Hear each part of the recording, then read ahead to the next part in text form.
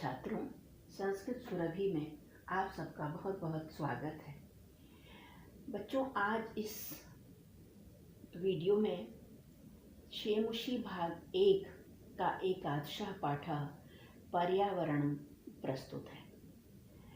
बच्चों, आज इस पाठ में हम आपको यह बताएंगे कि पर्यावरण क्या है, किन तत्वों से मिलकर बना है, पहले के समय में जो है ये पर्यावरण का स्वरूप क्या था, और अब मनुष्य जो है अपने स्वार्थवश पर्यावरण के साथ क्या कर रहा है और बदले में प्रकृति उसके साथ क्या कर रही है। और अंत में हम आपको यह भी बतलाएंगे कि पर्यावरण को धर्म से कैसे जोड़ा गया है और हमें पर्यावरण की रक्षा कैसे करनी चाहिए और क्यों करनी चाहिए। तो इन सब बातों के इर्द गिर्द ही हमारा यह पाठ रहेगा। तो चलिए अधिक समय नष्ट न करते हुए हम इसका अनुवाद पढ़ना प्रारंभ करते हैं। देखिए बच्चों, प्रकृति समेषां प्राणिनां संरक्षणाय यतते।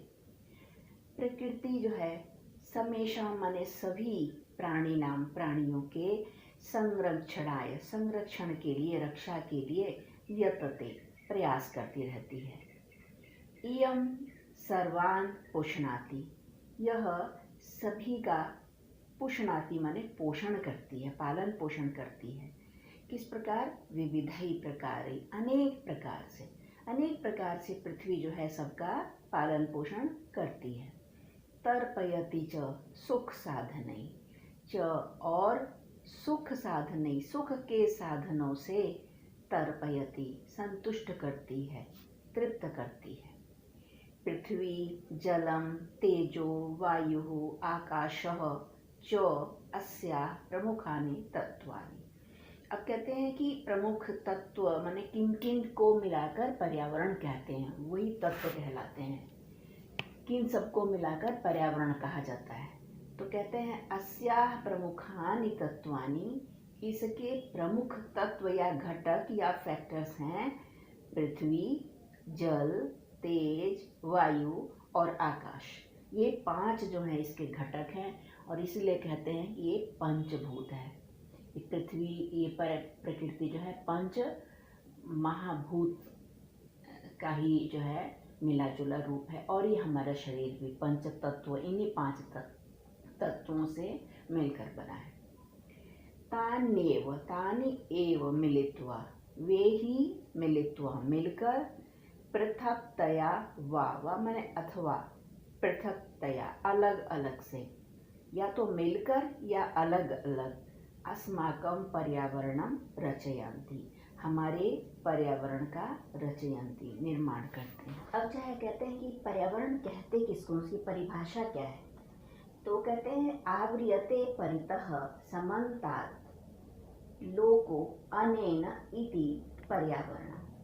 अनेन माने जिसके द्वारा, है ना, जिसके द्वारा, लोकः माने यह संसार, परितः चारों ओर से, समन्तात् माने पूर्णतया पूरी तरह से, आवृयते आवृत है, ढका हुआ है ना, इति पर्यावरणम, तो यही पर्यावरण है।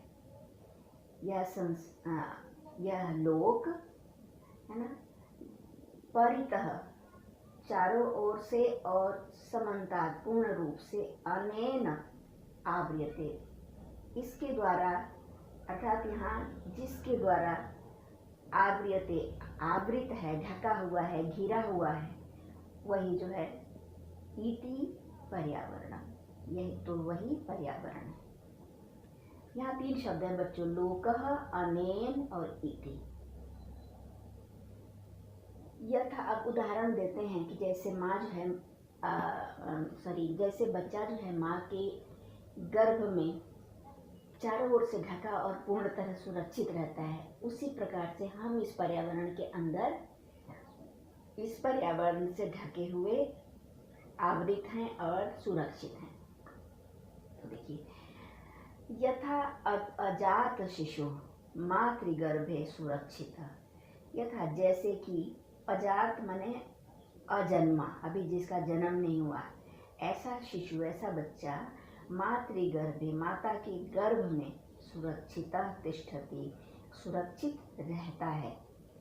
तथैव उसी प्रकार मानवः मनुष्य पर्यावरण कुक्षौ, उसी प्रकार से मनुष्य जो सुरक्षित रहता है पर्यावरण के कुक्षौ माने कोख में। जैसे पर्यावरण भी यह एक गर्भ ही है ना, हम सब के लिए, हम इस पूरे संसार के लिए। तो उसी तरह से मनुष्य इस पर्यावरण की कोख में सुरक्षित रहता है। कोख का मतलब जैसे गर्भ है ना, जैसे माँ का गर्भ, उसी तरह से पर्यावरण हम सबका एक के लिए एक गर्भ के ही समान है। परिष्कृतम प्रदूषण रहितम च पर्यावरणम असमभ्यम सांसारिकम जीवन सुखम सदविचारम सत्य संकल्पम मांगलिक सामग्री च प्रददाति। अब कहते हैं यदि पर्यावरण परिष्कृत हो माने साफ सुथरा हो और प्रदूषण रहितम और प्रदूषण से रहित हो, तो ऐसा पर्यावरण असमभ्यम माने हमें सांसारिक जीवन सुखम, संसार के समस्त जीवनोपयोगी जो सुख हैं, जीवन में जिनका हम उपयोग करते हैं, उन सभी सुखों को, सद्विचारम अच्छे विचारों को, सत्य संकल्पम और सत्य संकल्प को, और मांगलिक सामग्री जो और मंगलकारी वस्तुओं को, मांगलिक सामग्रियों को प्रददाति देता है। मांगलिक सामग्री का एक उदाहरण जैसे हवन की लकड़ी, आम के पल्लव इत्यादि, फूल आदि, दुर्वा आदि, दुर्वा माने दूब है ना, तो ये सब मांगलिक सामग्री, ये भी पर्यावरण से ही मिलता है। तो परिष्कृत और प्रदूषण रहित पर्यावरण हमें सांसारिक जीवन के सुखों, अच्छे विचारों, सत्य संकल्प और मांगलिक सामग्री को देता है। प्रकृति कोपई आतंकितो जनः किम कर्तुम प्रभवति। अब प्रकृति कोप भी करती है, क्रोध भी करती है ना। प्रकृति के दो रूप हैं, एक सुकुमार पक्ष है और एक उसका भयानक रौद्र पक्ष है। तो जब प्रकृति कुपित हो जाती है ना, तो क्या क्या होता है, कहीं पे जल प्लावने, देख पहले यहाँ से देखते हैं, प्रकृति के क्रोध से आतंकित जन मनुष्य किम कर्तुम प्रभवति, क्या कर सकता है, क्या करने में समर्थ हो सकता है।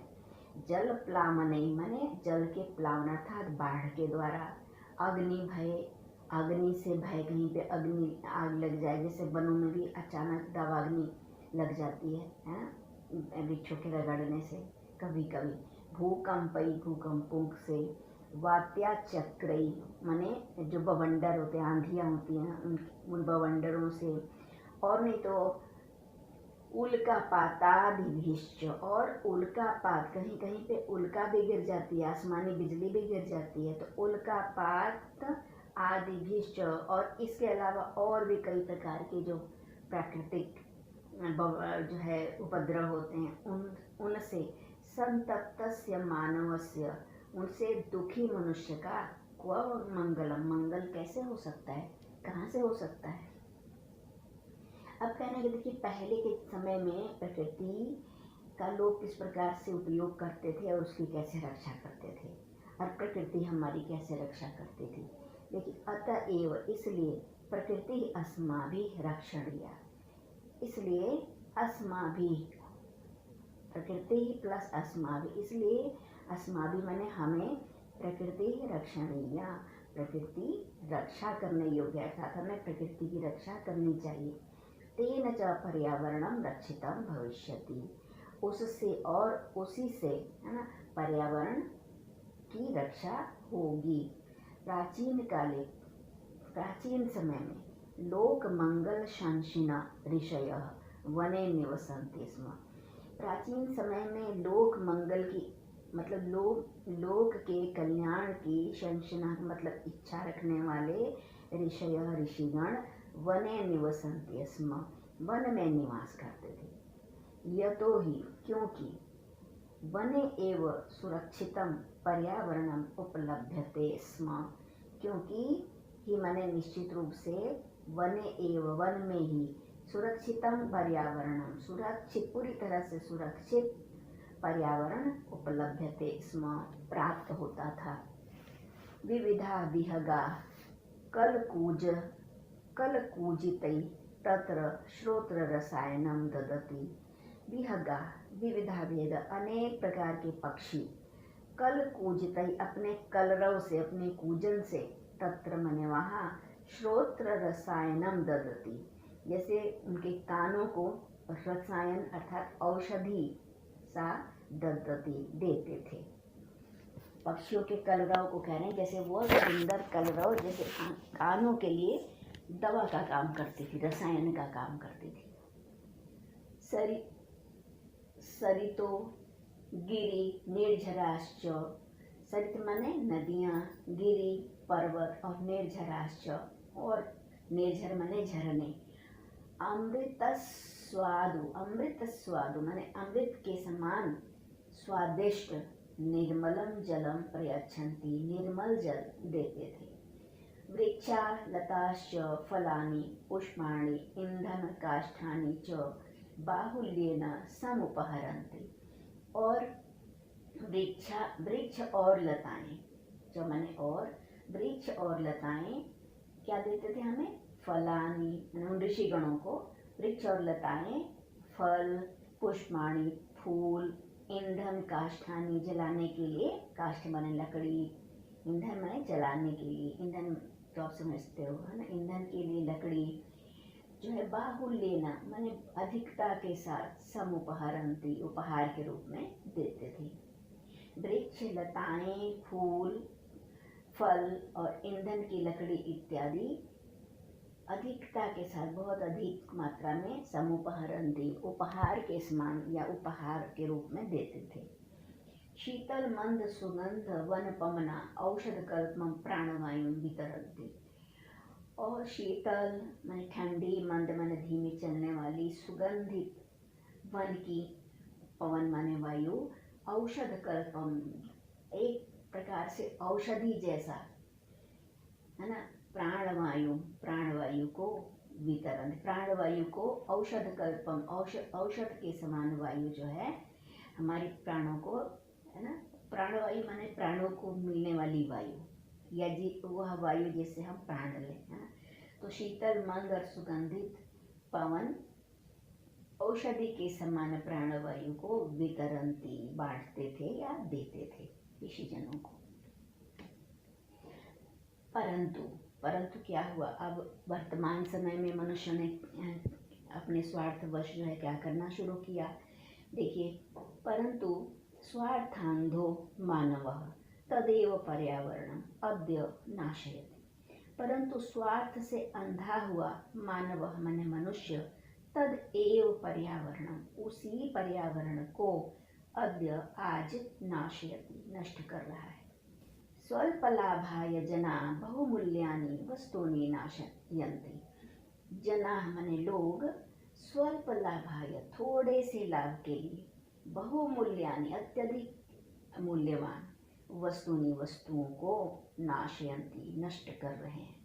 अपने थोड़े से स्वार्थ लाभ के लिए, मतलब हर व्यक्ति अपना अपना स्वार्थ चाह रहा है, इसलिए पेड़ों को जो है काटता जा रहा है। तो उससे क्या हो रहा है, लेकिन उसका प्रभाव तो सम्मिलित रूप से सबके ऊपर पड़ता है, तो इसीलिए अब नुकसान तो वो सबका कर रहा है। और कह रहे हैं, देखिए, यंत्रागाराणां विषाक्तम जलम नद्यां निपात्यते। जो यंत्रागार अर्थात कल कारखाने हैं जो शहरों में, उनका जो विषाक्तम जलम जहरीला पानी नद्यां नदी में निपात्यते माने डाल देते हैं, ये न जिससे कि मत्स्यादि नाम माने मछली आदि, जलचराणाम जलचरों का, जलचर माने जो जल में विचरण करे, तो मछली आदि जलचरों का क्षणेन एव नाशो जायते, क्षण भर में ही नाश हो जाता है, वो मर जाती है। नदी जलम अपि तत्सर्वथा अपेयम जायते, और तत् नदी जलम, और वह नदी का पानी भी सर्वथा माने हर प्रकार से, अपेयम न पीने योग्य, जायते हो जाता है। वन वृक्षा निर्विवेकम छिद्यन्ते। और जो वन के वृक्ष हैं वो तो निर्विवेकम, बिना विवेक के, बिना सोचे समझे, है ना। विवेक मतलब जो है उचित और अनुचित का ज्ञान करने वाली बुद्धि। तो बिना अनुचित अनुचित का विचार किए वन के वृक्ष तो, है ना, छिद्यन्ते, काटे जा रहे हैं। व्यापार वर्धनाय ये न अवृष्टि प्रवर्तते। और किस लिए काटे जा रहे हैं? व्यापार को वर्धनाय, बढ़ाने के लिए, जिससे कि ये न अवृष्टि प्रवर्तते, जिससे कि अवृष्टि माने वर्षा न होना, प्रवर्तते, बढ़ रहा, अर्थात वर्षा न होने की संभावना या वर्षा नहीं हो रही है, उसकी संभावना बढ़ती जा रही है। क्योंकि वृक्ष ही तो वर्षा लाते हैं ना। तो अब वृक्षों को ही जब काट रहे हैं तो फिर अवृष्टि अर्थात सूखा जो है प्रवर्तते, बढ़ता जा रहा है। अब अवृष्टि को मतलब सूखा भी कह सकते हैं। और क्या हो रहा है, जब वृक्ष ही काटे जा रहे हैं तो वहाँ पर जो वन पशु रहते थे, जिन्होंने वहाँ शरण लिया हुआ था, वो वहाँ से भाग के, आजकल आप सुनते हैं फला गांव में जो है चीता आ गया, हाथी आ गया, है ना, इस प्रकार के। तो वो क्या करें, वो अपना शरण लेने के लिए वन पशुवच, और वन्य पशु, जंगली प्राणी, शरण रहिता, जो कि शरण रहित हो जाते हैं, ग्रामेशु, गाँव में, उपद्रवम विदधाति, उपद्रव करते हैं। वो वहाँ से भागते हैं, कहीं तो शरण लेंगे, तो इसलिए वो शहरों की ओर भागते हैं और उपद्रव करते हैं। शुद्ध वायु अपि, और शुद्ध हवा भी, वृक्ष कर्तनात्, वृक्ष के काटने से, संकटापन्न हो जाता, संकट से घिर गया है।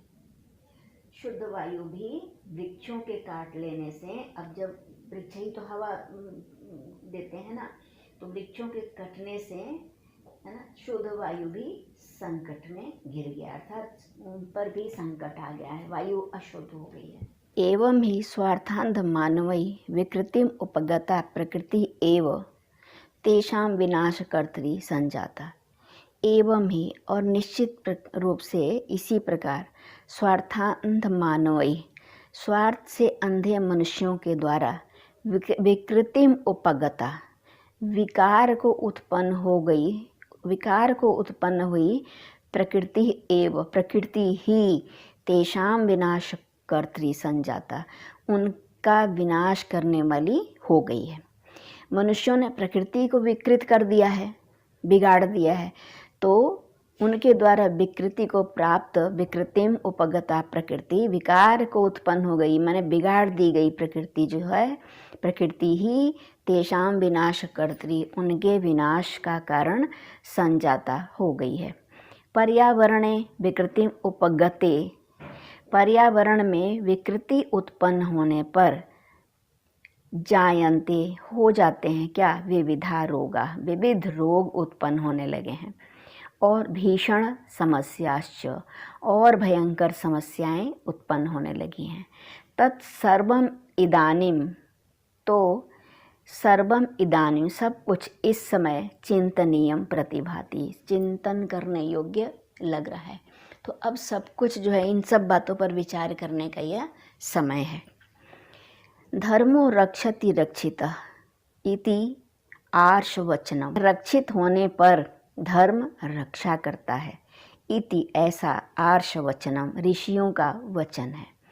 पर्यावरण रक्षणम अपि धर्मस्य एव अंगम इति, धर्मस्य एव अंगम इति, ऐसा, पर्यावरण की रक्षा भी धर्मस्य माने धर्म का, एव माने ही, अंगम माने पार्ट या भाग, इति माने है, इति माने ऐसा, अर्थात धर्म का ही भाग है। पर्यावरण की रक्षा भी धर्म का ही एक अंग है, भाग है। ऋषयः प्रतिपादितवन्तः, ऐसा ऋषियों ने प्रतिपादित किया है। इति, देखिए, इति ऋषयः प्रतिपादितवन्तः, ऐसा ऋषियों ने कहा था, ऐसा सिद्ध किया था। किंतु तत् एव माने पर, वहीं, वापी माने बावड़ियाँ जो पानी के लिए होती हैं, कूप, तड़ाग आदि निर्माणम, कूप माने कुएं और तालाब आदि के निर्माण को, और देवायतन, देवायतन माने मंदिर, विश्राम गृह आदि, मंदिर और विश्राम घर आदि की स्थापना को, मतलब ये सब चीज़ें बावड़ी, कुएं, तालाब आदि का निर्माण और देवायतन अर्थात मंदिर, विश्राम गृह आदि की स्थापना धर्म सिद्ध है, धर्म की सिद्धि के लिए श्रोत्र रूपेण, स्रोत के रूप में, मतलब कि कहाँ से लकड़ी आई इन कामों के लिए भी, तो धर्म सिद्धि के लिए श्रोत्र के रूप में अंगीकृतम स्वीकार किया गया। मतलब इन धार्मिक कार्यों के लिए लकड़ी जो है पेड़ों से काटी जा सकती है, सूखी लकड़ियों का उपयोग कर सकते हैं। श्रोत्र रूपेण माने सोर्स के रूप में अंगीकृतम स्वीकार किया गया। कुकुर, सूकर, सर्प, नकुल आदि स्थलचरा। कुत्ते, सूकर माने सुअर, सर्प, सांप, नकुल, नेवले आदि स्थलचरा जो पृथ्वी पर चलते हैं। मत्स्य, कच्छप, मकर प्रभृतयो जलचराश्चापि रक्षणीया। और मत्स्य माने मछली, कच्छप कछुए, मकर प्रभृतयो और मगरमच्छ आदि, जलचराश्च मगरमच्छ आदि जलचर भी रक्षणीय रक्षा करने योग्य हैं। यतस्ते क्योंकि वे स्थल मल अपनोदिन, क्योंकि वे स्थल माने जमीन पर की, पृथ्वी की मल को अपनोदिनो माने दूर करने वाले, साफ करने वाले, और जल मल अपहारणश्च और जल के मल को, गंदगी को भी अपहारण माने समाप्त कर देने वाले, दूर कर देने वाले हैं। किनको? ये जो इनको कह रहे हैं दोनों को, कुकुर, सुअर, सर्प, नेवले आदि और ये मछलियाँ, चूहे, मगरमच्छ आदि, ये जो स्थल पर चलने वाले, ज़मीन पर चलने वाले और जो ये जल में रहने वाले जीव हैं, ये सब पृथ्वी और जल की गंदगी को दूर करते हैं और साफ करते हैं, ये कहना चाहते हैं। प्रकृति रक्षया एव संभवति लोक रक्षा इति न संशय। प्रकृति की रक्षया, रक्षा से, संभवति माने संभव है, लोक रक्षा माने संसार की रक्षा, इति न संशय इस विषय में कोई संशय या संदेह नहीं है। प्रकृति की रक्षा से ही संसार की रक्षा हो सकती है, इसमें कोई संदेह नहीं है। तो इस प्रकार बच्चों ये पाठ समाप्त हुआ और अब हम पाठ के अभ्यास करेंगे। पहला प्रश्न जो है ये अधोलिखितानां प्रश्नानां उत्तराणि संस्कृत भाषा लिखत, मतलब निम्नलिखित प्रश्नों के उत्तर संस्कृत भाषा में लिखिए। ये मैंने यहाँ पे लिखा हुआ है, तो मैं यहीं से आपको यहाँ पे साफ साफ लिखा है, इसलिए यहाँ से मैं आपको समझा देती हूँ। तो देखिए, एक पदेन उत्तरत, एक पद में उत्तर दीजिए। क मानवः कुत्र सुरक्षितः तिष्ठति, मनुष्य कहाँ सुरक्षित रहता है। पर्यावरण कोक्षौ, पर्यावरण के कोख में, गर्भ में। ख सुरक्षितम पर्यावरणम कुत्र उपलभ्यते स्म, सुरक्षित पर्यावरण कहाँ पर प्राप्त होता था। आंसर है वने, अर्थात वन में। आर्षवचनम किम अस्ति, ऋषियों का वचन क्या है। तो ऋषियों का वचन है धर्मो रक्षति रक्षित, अर्थात रक्षा किए जाने पर धर्म जो है रक्षा करता है। घ पर्यावरणम अपि कस्य अंगम इति, पर्यावरण भी किसका अंग है। इति ऋषयः प्रतिपादितवन्तः, ऐसा ऋषियों ने प्रतिपादित किया। तो उसका मतलब ऋषियों ने किसको पर्यावरण का अंग कहा, तो इसका आंसर है धर्मस्य, धर्म को, है ना, धर्म का अंग है पर्यावरण। ङ जो है लोक रक्षा कया संभवती, लोक की रक्षा किसके द्वारा संभव है, तो आंसर है प्रकृति रक्षया, प्रकृति की रक्षा से। च जो है अजात शिशु कुत्र सुरक्षितः तिष्ठति, अजन्मा बच्चा जो है कहाँ पर सुरक्षित रहता है, तो इसका आंसर है कुक्षौ, माने कोख में, गर्भ में। कोख, कुक्षौ कोख से बना है, कोख हिंदी का शब्द है, कोख माने गर्भ। प्रकृति केशाम रक्षणाय, प्रकृति केशाम रक्षणाय यतते, प्रकृति किनकी रक्षा का यत्न करती है, तो आंसर है समेशाम प्राणिनाम, सभी प्राणियों की। अब बच्चों ये है पूर्ण वाक्यन, वह एक पदेन था, इसको भी समझ लेते हैं। अधोलिखितानां प्रश्नानाम् उत्तराणि संस्कृत भाषया लिखत। निम्नलिखित प्रश्नों के उत्तर संस्कृत भाषा में लिखो। को है प्रकृतेः प्रमुख तत्वानि कानि सन्ति। प्रकृति के प्रमुख तत्व कौन से हैं? तो इसका आंसर है पृथ्वी, जल, तेज, वायु, आकाश। ये जो हैं अस्याः प्रकृते, इस प्रकृति के प्रमुखानि तत्वानि, प्रमुख तत्व हैं। ख है स्वार्थांधः मानवः। स्वार्थ में अंधा हुआ मनुष्य किम करोति, क्या करता है? तो आंसर है स्वार्थांधः मानवः, स्वार्थ से अंधा हुआ मनुष्य अद्य, आज, पर्यावरणम नाश्यति, पर्यावरण को नष्ट करता है।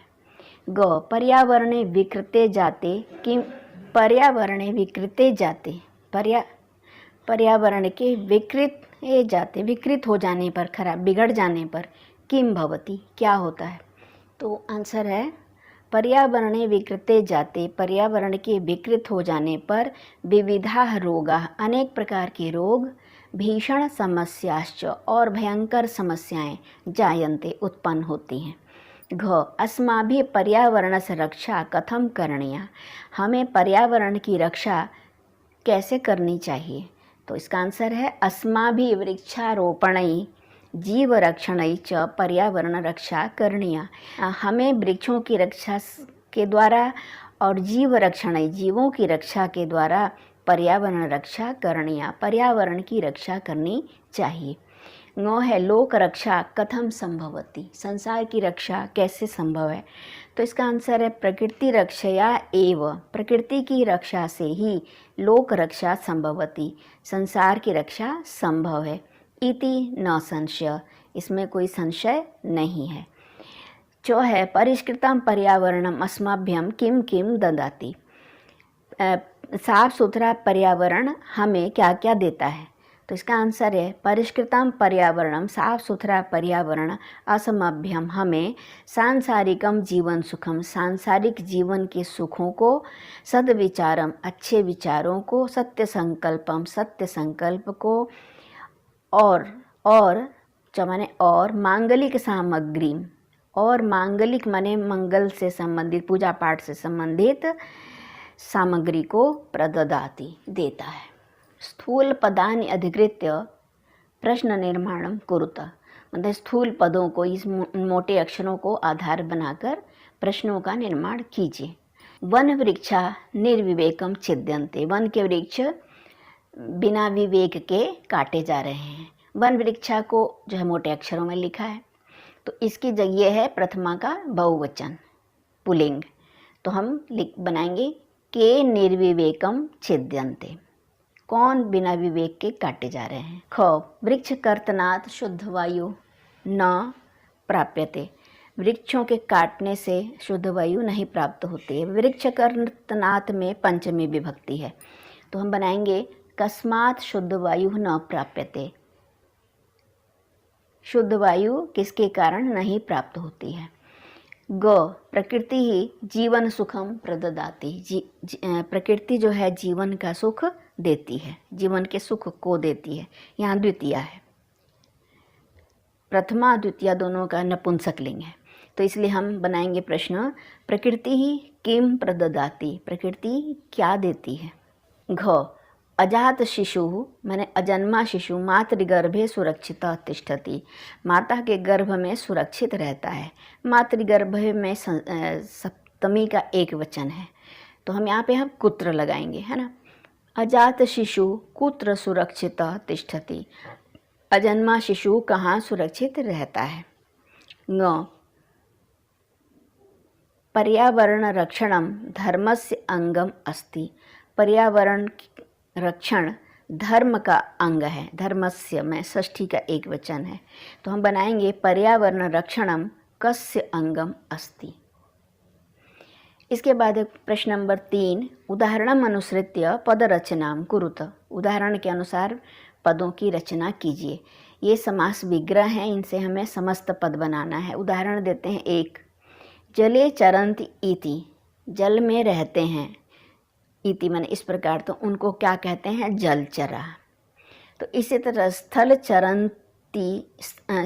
चरन्ति इति स्थलचरा, निशायाम चरन्ति इति निशाचरा, व्योमनि माने आकाश होता है, व्योमनि चरन्ति इति व्योमचरा, खेचरा भी होता है एक शब्द खेचर, लेकिन वो अलग शब्द है, खेचरा।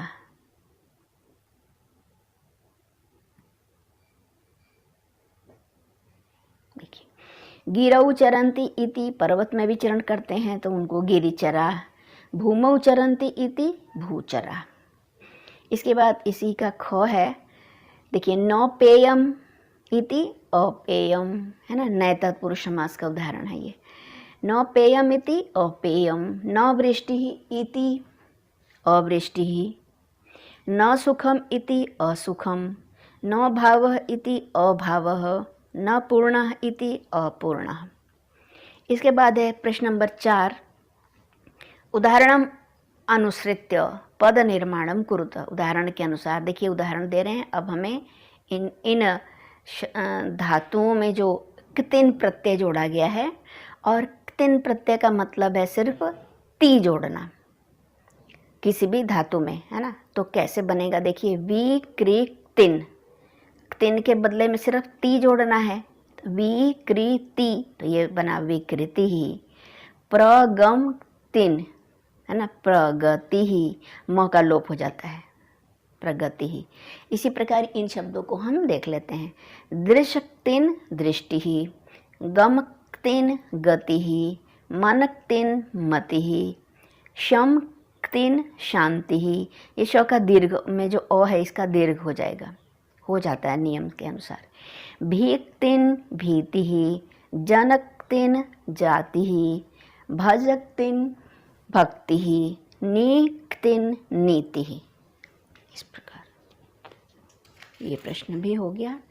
अब ये देख लीजिए, निर्देशानुसारम परिवर्तित। अब इसमें भी निर्देश देखते हैं कि क्या है। देखिए, लिखा है स्वार्थांधो मानवः अद्य पर्यावरणम नाशयति। स्वार्थ से अंधा मनुष्य आज पर्यावरण का नाश कर रहा है। ये इसको जो है बहुवचन में लिखना है ना, मतलब वचन बदलना है। तो लिखा है स्वार्थांधा, ये बनेगा स्वार्थांधा मानवाः अद्य पर्यावरणम नाशयन्ति। स्वार्थ से अंधे मनुष्य जो है आज पर्यावरण का नाश कर रहे हैं। अब इनको हमें करना है, इसे निर्देश ब्रैकेट में दिए हुए हैं। देखिए, संतप्तस्य मानवस्य मंगलम कुतः। संतप्त मनुष्य का मंगल कहाँ? इसको बहुवचन में, तो बनेगा संतप्तानां मानवानां मंगलम कुतः। मानवाः पर्यावरण कुक्षौ सुरक्षिताः भवन्ति। मनुष्य जो है पर्यावरण की कोख में सुरक्षित होते हैं। इसको एक वचन में बनाना है ना। तो देखिए, मानवः पर्यावरण कुक्षौ सुरक्षितः भवति। वन वृक्षा निर्विवेकम छिद्यन्ते। वन के वृक्ष बिना सोचे समझे जो हैं काटे जा रहे हैं। इसको एक वचन में, वन वृक्ष निर्विवेकम छिद्यते।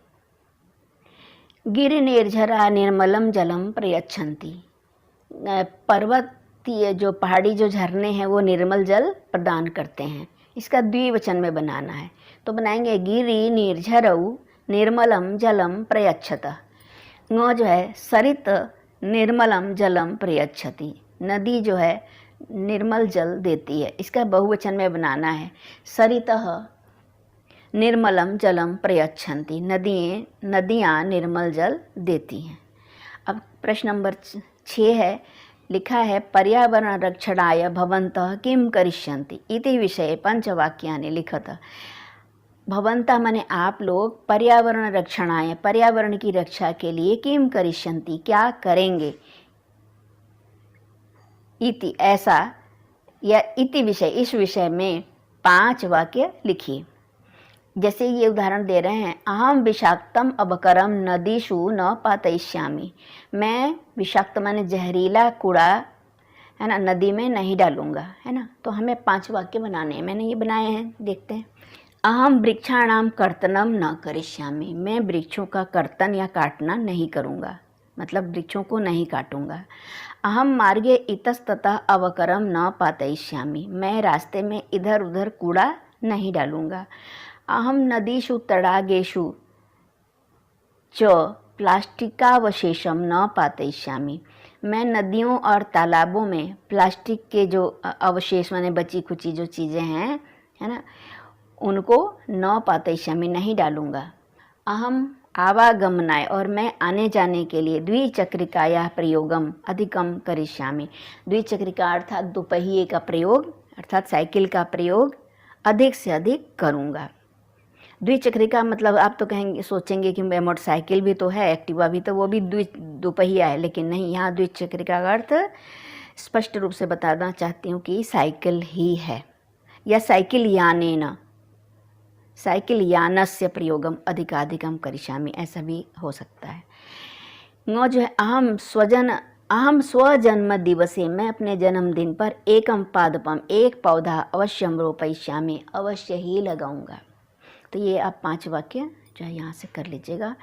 7th का क है, उदाहरणम अनुसृत्य उपसर्गान पृथक कृत्वा लिखत, उदाहरण का अनुसरण करते हुए जैसे उपसर्ग को अलग करके लिखा है यहाँ, ऐसे ही हमें लिखना है। जैसे संरक्षणाय में सम उपसर्ग है, इसी तरह प्रभवती में प्र, उपलभ्यते में उप, निवसंती में नी, समुपहरंती में 2 उपसर्ग हैं, सम प्लस उप, सम और उप दोनों। वितरंती वी उपसर्ग है, प्रयच्छन्ति प्र, उपगता में उप, प्रतिभाति में प्र। तो इस प्रकार ये भी हो गया बच्चों। और हे प्रभु, ओम ख, ये जो है उदाहरणम अनुसृत्य अधोलिखितानां समस्त पदानां विग्रहम लिखत, समास का विग्रह करना है। उदाहरण भी दिए हैं 2, देखिए। तेजो वायु, तेजः वायु च, गिरि निर्झरा, गिरयः निर्झरा च,